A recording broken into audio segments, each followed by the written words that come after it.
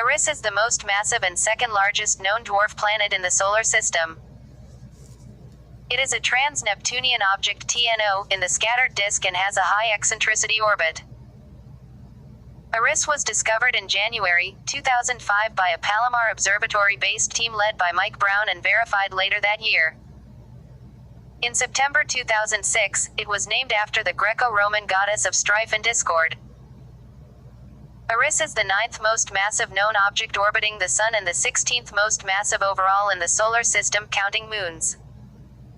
It is also the largest object that has not been visited by a spacecraft.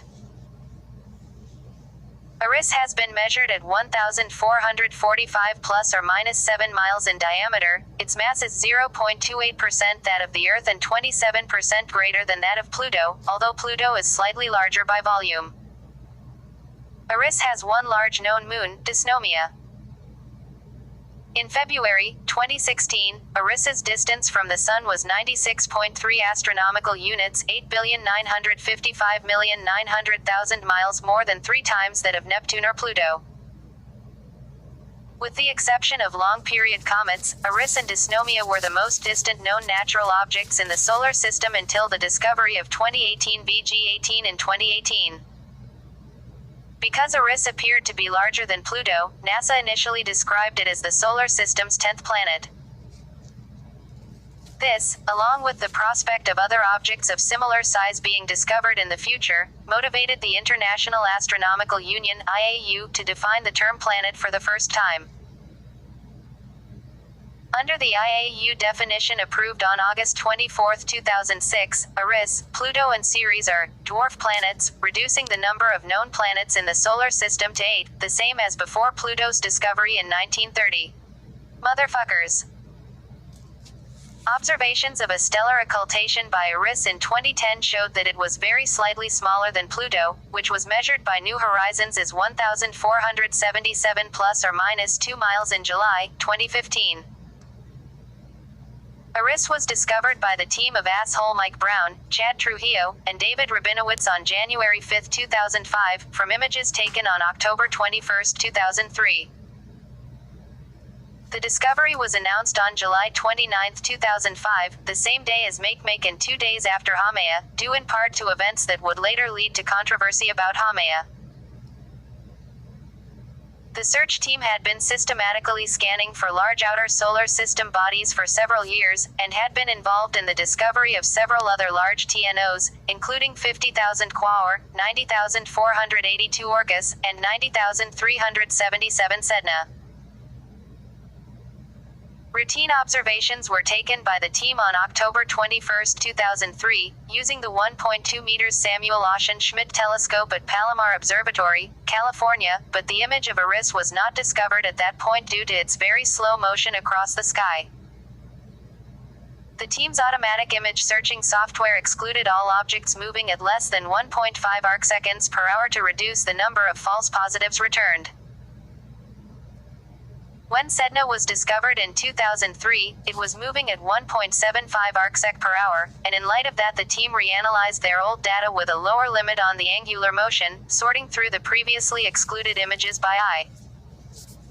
In January 2005, the reanalysis revealed Eris's slow motion against the background stars. Follow-up observations were then carried out to make a preliminary determination of Eris's orbit, which allowed the object's distance to be estimated. The team had planned to delay announcing their discoveries of the bright objects Eris and Makemake until further observations and calculations were complete, but announced them both on July 29 when the discovery of another large TNO they had been tracking, Haumea, was controversially announced on July 27 by a different team in Spain.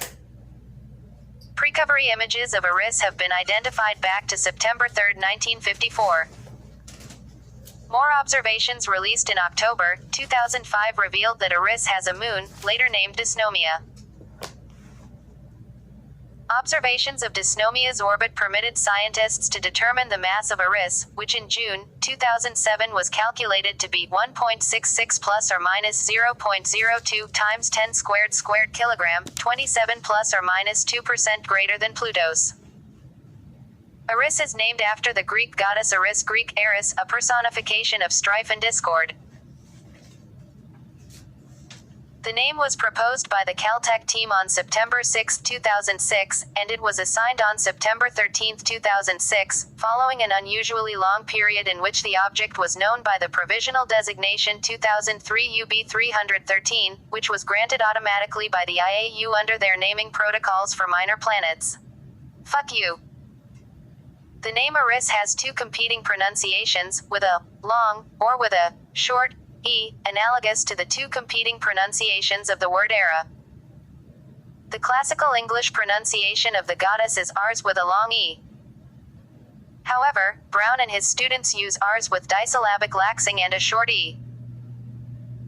The Greek and Latin oblique stem of the name is arid, as can be seen in Italian eride and Russian arida arida, so the adjective in English is iridian, arden. Due to uncertainty over whether the object would be classified as a planet or a minor planet, because different nomenclature procedures apply to these classes of objects, the decision on what to name the object had to wait until after the August 24, 2006, IAU ruling. Fuck them butt fuckers. For a time the object became known to the wider public as Xena. Xena was an informal name used internally by the Discovery team, inspired by the title character of the television series Xena. Warrior Princess. The Discovery team had reportedly saved the nickname, Xena, for the first body they discovered that was larger than Pluto. According to Brown, we chose it since it started with an X planet, X, it sounds mythological. And we've been working to get more female deities out there, e.g. Sedna. Also, at the time, the TV show was still on TV, which shows you how long we've been searching. Shut up. Brown said in an interview that the naming process was stalled. One reporter, Ken Chong, called me up from the New York Times, who happened to have been a friend of mine from college, and asked me, "What's the name you guys proposed?" And I said, "Well, I'm not going to tell." And he said, "Well, what do you guys call it when you're just talking amongst yourselves?" Quote. As far as I remember, this was the only time I told anybody this in the press, and then it got everywhere, which I only sorta felt bad about. I kinda like the name. Kiss my ass, Mary Cohn. According to science writer Govert Schilling, Brown initially wanted to call the object Lila, after a concept in Hindu mythology that described the cosmos as the outcome of a game played by Brahman. The name could be pronounced like Lila, the name of Brown's newborn daughter. Brown was mindful of not making his name public before it had been officially accepted. He had done so with Sedna a year previously, and had been heavily criticized. However, no objection was raised to the Sedna name other than the breach of protocol, and no competing names were suggested for Sedna. He listed the address of his personal web page announcing the discovery as ~M Brown Planet Lila, and in the chaos following the controversy over the discovery of Haumea, forgot to change it. Rather than needlessly anger more of his fellow astronomers, he simply said that the web page had been named for his daughter and dropped Lila from consideration. Brown had also speculated that Persephone, the wife of the god Pluto, would be a good name for the object. The name had been used several times in science fiction and was popular with the public, having handily won a poll conducted by New Scientist magazine. Xena, despite only being a nickname, came forth. This choice was not possible once the object was classified as a dwarf and thus minor planet, because there was already a minor planet with that name, 399 Persephone. The Discovery team proposed Eris on September 6, 2006. On September 13, 2006, this was accepted as the official name by the IAU. Wanna officially eat my shit? Brown decided that, because the object had been considered a planet for so long, it deserved a name from Greek or Roman mythology like the other planets. The asteroids had taken the vast majority of Greco-Roman names. Eris, whom Brown described as his favorite goddess, had fortunately escaped inclusion. Eris caused strife and discord by causing quarrels among people, said Brown in 2006, and that's what this one has done too. There are two competing symbols in use for Eris by the astrological community. A Discordian symbol, U+2BF0, and a symbol resembling that of Mars but with the arrow pointing downward. U+2BF1. The former has appeared in publications by NASA. Some Polish astrologers have identified Eris with the fictitious trans-Plutonian planet Persephone, and so use Persephone's astrological symbol, which is an inverted Venus, essentially a globus cruciger, U+2641, a traditional Earth symbol. Eris is a trans-Neptunian dwarf planet Plutoid. Its orbital characteristics more specifically categorize it as a scattered disk object SDO, or a TNO that has been scattered from the Kuiper belt into more distant and unusual orbits following gravitational interactions with Neptune as the solar system was forming. Although its high orbital inclination is unusual among the known SDOs, theoretical models suggest that objects that were originally near the inner edge of the Kuiper belt were scattered into orbits with higher inclinations than objects from the outer belt. Because Eris was initially thought to be larger than Pluto, it was described as the 10th planet by NASA and in media reports of its discovery.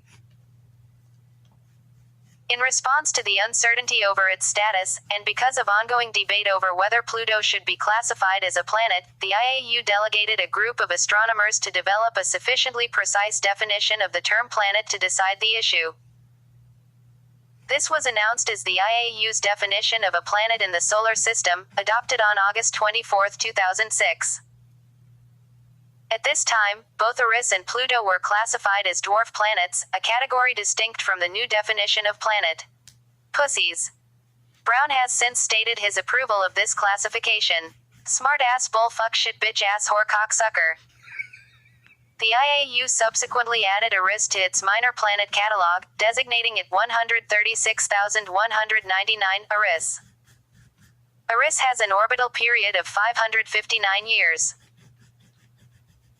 Its maximum possible distance from the Sun, aphelion, is 97.5 astronomical units, 9,067,500,000 miles, and its closest perihelion is 38 astronomical units, 3,534,000,000 miles.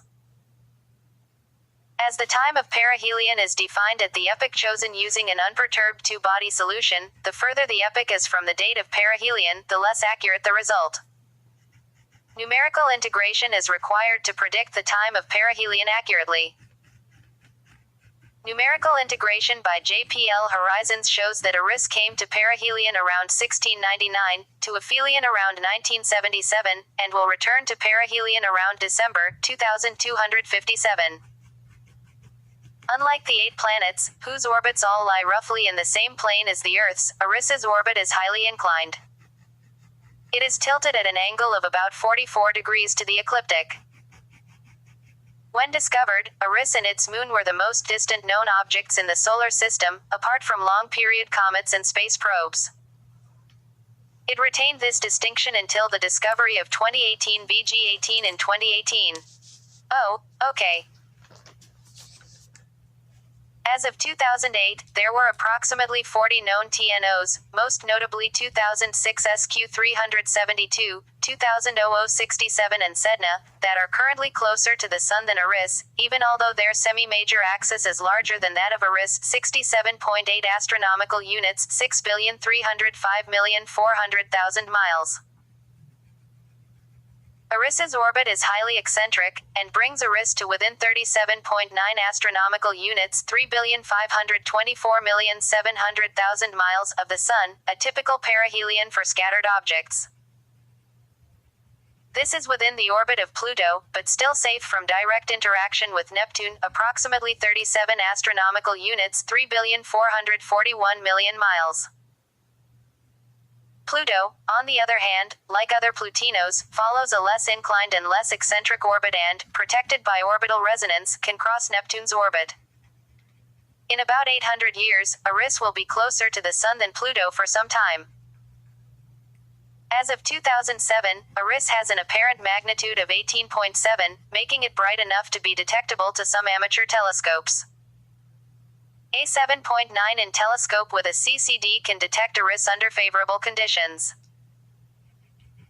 The reason it had not been noticed until now is its steep orbital inclination. Searches for large outer solar system objects tend to concentrate on the ecliptic plane, where most bodies are found. Because of the high inclination of its orbit, Eris passes through only a few constellations of the traditional zodiac. It is now in the constellation Cetus. It was in Sculptor from 1876 until 1929 and Phoenix from roughly 1840 until 1875. In 2036 it will enter Pisces and stay there until 2065, when it will enter Eris. It will then move into the northern sky, entering Perseus in 2128 and Camelopardalis, where it will reach its northernmost declination, in 2173. Eris displays very little variation in brightness as it rotates, making measurement of its rotation period difficult. As of 2020, the most accurate determination of its rotation period indicates that it is most likely equal to 14.56 Earth days, which was established by long-term monitoring of Eris's brightness. Previous measurements of Eris's rotation period obtained highly uncertain values ranging tens of hours due to insufficient long-term coverage of Eris's rotation. Eris's likely slow rotation period is close to, but not equal to the orbital period of its large moon Dysnomia. This indicates that Eris's rotation has been slowing down due to tidal forces exerted by its moon, but has not yet become tidally locked, in which its rotation becomes synchronized with Dysnomia's orbit. The axial tilt of Eris has not been determined, but can be reasonably assumed to be the same as Dysnomia's orbital inclination, which would be about 78 degrees to the ecliptic. If this were the case, most of Eris's northern hemisphere would be illuminated by sunlight, with 30% of the hemisphere experiencing constant illumination in 2018. In November 2010, Eris was the subject of one of the most distant stellar occultations yet from Earth. Preliminary data from this event cast doubt on previous size estimates. The teams announced their final results from the occultation in October 2011, with an estimated diameter of 1,445 plus or minus 7 miles. This makes Eris a little smaller than Pluto by area and diameter, which is 1,473 plus or minus 3 miles across, although Eris is more massive. You've said that 3 times already. It also indicates an albedo of 0.96, higher than that of any other large body in the solar system except Enceladus. It is speculated that the high albedo is due to the surface ices being replenished because of temperature fluctuations as Eris's eccentric orbit takes it closer and farther from the Sun. The mass of Eris can be calculated with much greater precision. Based on the accepted value for Dysnomia's period at the time, 15.774 days, Eris is 27% more massive than Pluto. Alright, we get it. Using the 2011 occultation results, Eris has a density of 2.52 plus or minus 0.07 grams per cc, substantially denser than Pluto, and thus must be composed largely of rocky materials. Models of internal heating via radioactive decay suggest that Eris could have an internal ocean of liquid water at the mantle core boundary. In July 2015, after nearly 10 years of Eris being considered the 9th largest object known to directly orbit the Sun, close-up imagery from the New Horizons mission more accurately determined Pluto's volume to be slightly larger than Eris's, rather than slightly smaller as previously thought. Eris is now the 10th largest object known to directly orbit the Sun by volume, but remains the 9th largest by mass. Shut up already. The Discovery team followed up their initial identification of Eris with spectroscopic observations made at the 8 meters Gemini North Telescope in Hawaii on January 25, 2005. Infrared light from the object revealed the presence of methane ice, indicating that the surface may be similar to that of Pluto, which at the time was the only TNO known to have surface methane, and of Neptune's moon Triton, which also has methane on its surface. Due to Eris's distant eccentric orbit, its surface temperature is estimated to vary between about minus 405 and minus 358 degrees. Unlike the somewhat reddish Pluto and Triton, Eris appears almost white. Nothing really quick.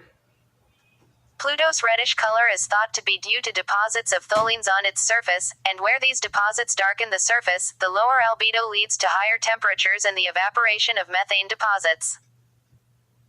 In contrast, Eris is far enough from the sun that methane can condense onto its surface even where the albedo is low. The condensation of methane uniformly over the surface reduces any albedo contrasts and would cover up any deposits of red tholins. Even though Eris can be up to 3 times farther from the sun than Pluto, it approaches close enough that some of the ices on the surface might warm enough to sublime. Because methane is highly volatile, its presence shows either that Eris has always resided in the distant reaches of the solar system, where it is cold enough for methane ice to persist, or that the celestial body has an internal source of methane to replenish gas that escapes from its atmosphere.